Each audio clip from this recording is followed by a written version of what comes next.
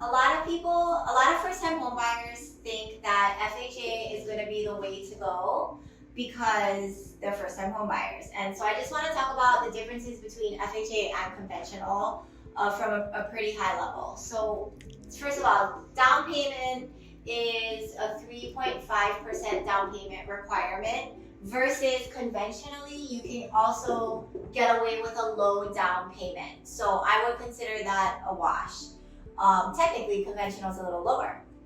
Debt to income ratio, FHA is going to allow for a considerably higher debt to income ratio, 55% versus 50% over here conventionally. So that gives us a huge advantage depending on what, as a first-time home buyer, your pain point is. Property type. Property type in Hawaii specifically is very important because our price points are very expensive. So many first-time home buyers aren't going to be purchasing a single-family home to begin with. It's going to be a condo or a townhouse.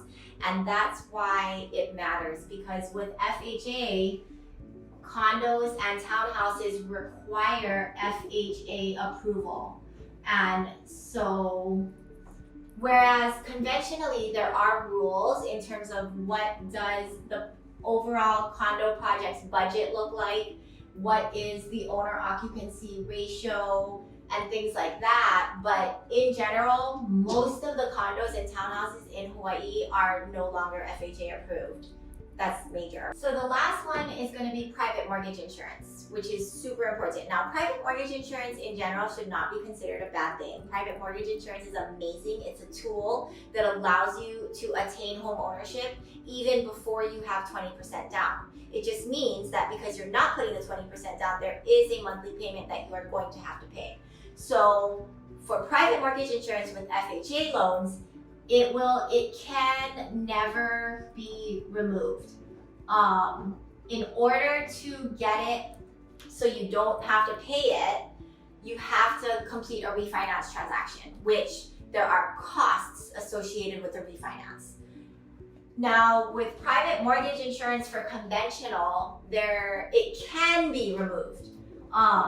And it can be removed when the necessary equity has been gained. So as the property continues to appreciate in value over time, you will eventually get to a point where now you have 20% equity in the property due to market appreciation. And when that happens, there is an administrative process, but then you can, let's say your PMI or your private mortgage insurance was $300 a month, you can remove it administratively. So now you're instantly paying $300 less a month.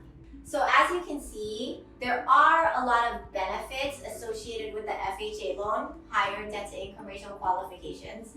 There are also a lot of benefits associated with the conventional loan. So the takeaway I would hope would be that each buyer has their own unique circumstances, and that's why it's super important to talk to a lender, talk to a mortgage broker, and make sure that you are understanding the differences between each program and which program is going to be best for you.